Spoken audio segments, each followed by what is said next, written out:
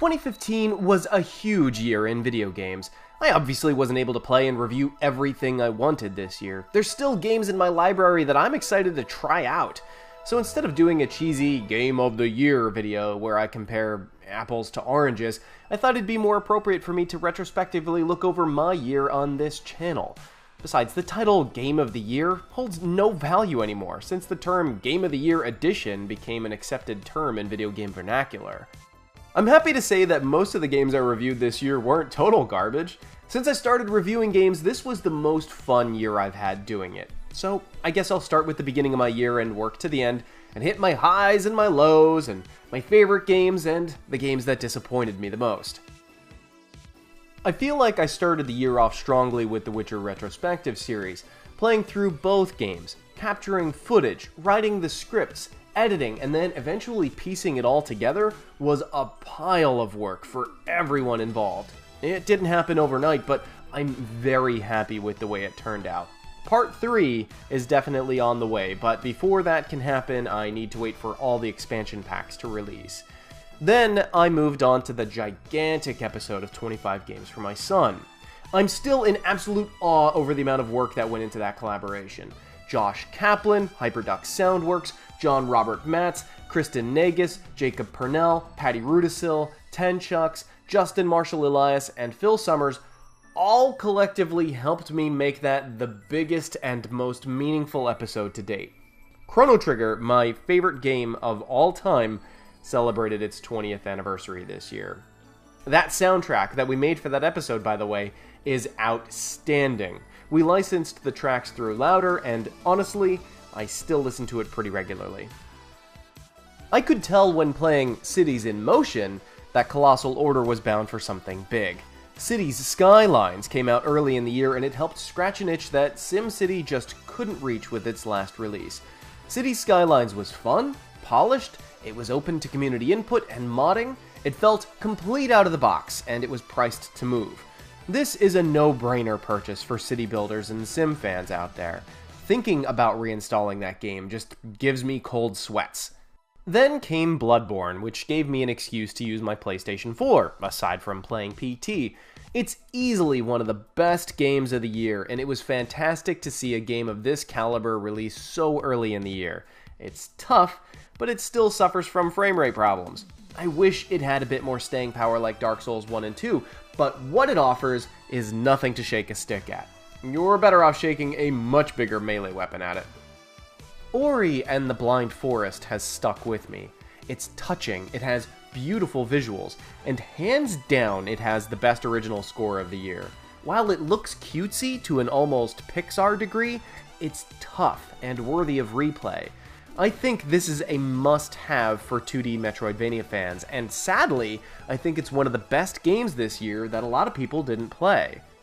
GTA 5 on PC gave me a great excuse to replay the game, this time with more friends online. It's a very cool experience, but ultimately I stopped playing online because of hackers and a strange recurring issue that happened after a few patches, where my game would randomly slow to about 5 frames a second and never recover.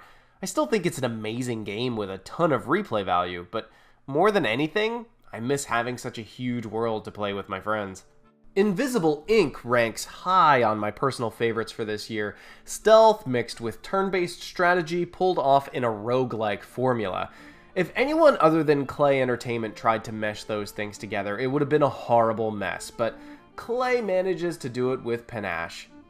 I said in my review that The Witcher 3: The Wild Hunt is one of my favorite games of all time, and I definitely still stand by that. It's a satisfying conclusion to the series so far. Graphically, it looks great.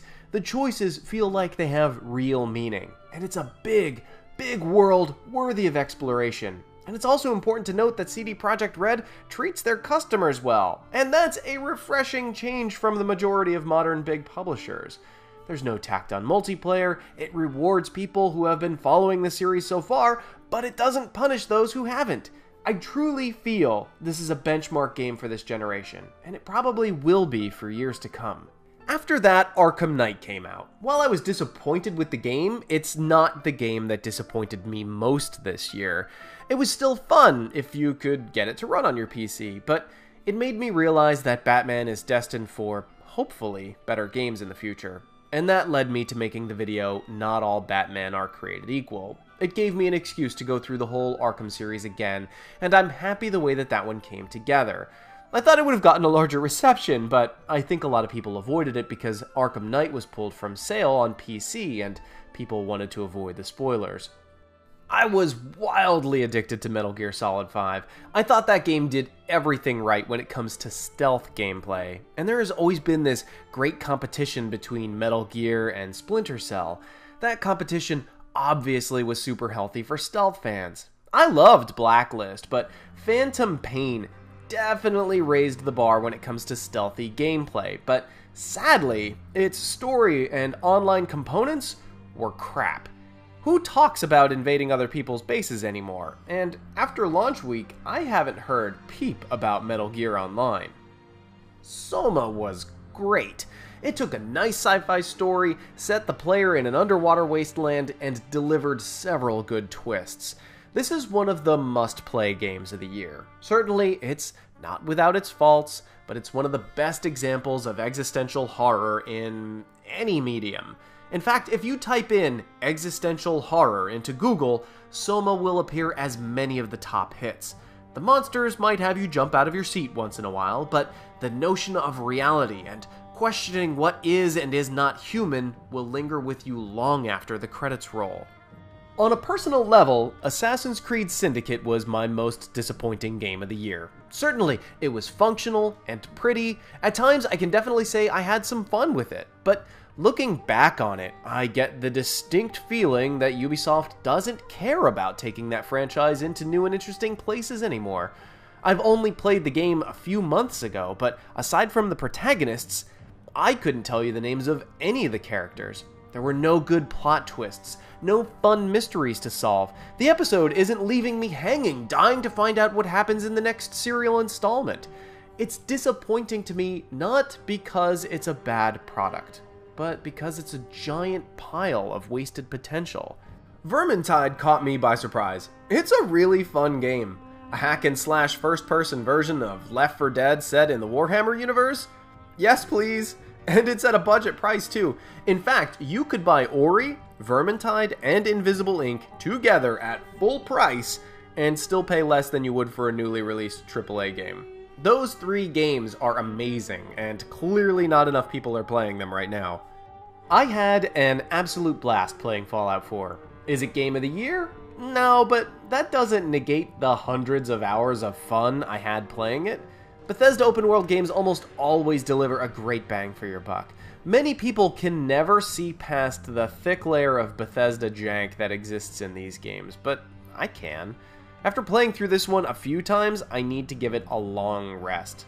By the time I pick it up again, I hope to see some expansion packs and maybe some immersion mods to boot. Then came Battlefront. Look, it's fun, it's Star Wars, but it's as deep as a puddle. It's almost terrifying that this came from the same company that made Battlefields 2, 2142, and Bad Company 2. My brother and I still fire it up and play a round or 2 during the week, but we've seen all there is to see, which isn't much. EA's announcement that they weren't planning any content from The Force Awakens is just... it's stupid. It makes you wonder what's going to come from the super expensive Season Pass. It's one of the most successful film launches of all time, and they aren't going to release any skins or weapons or a map or 2? Yeesh. There were other games I reviewed this year, and there were some games I played but didn't review, but these are the ones that stuck with me. Not every big release that came out was an amazing, mind-blowing experience, but all in all, 2015 was a well above average year for gaming, and I'm proud of what I could accomplish. I have big plans for 2016, and I'm glad you're all tagging along with me for the ride. The best thing I can say about 2015 is that this year was a lot of fun in games and in this channel.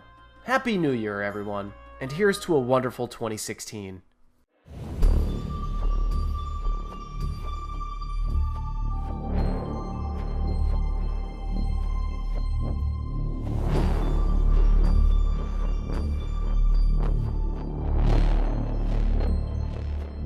This video is made possible through generous fan donations on Patreon.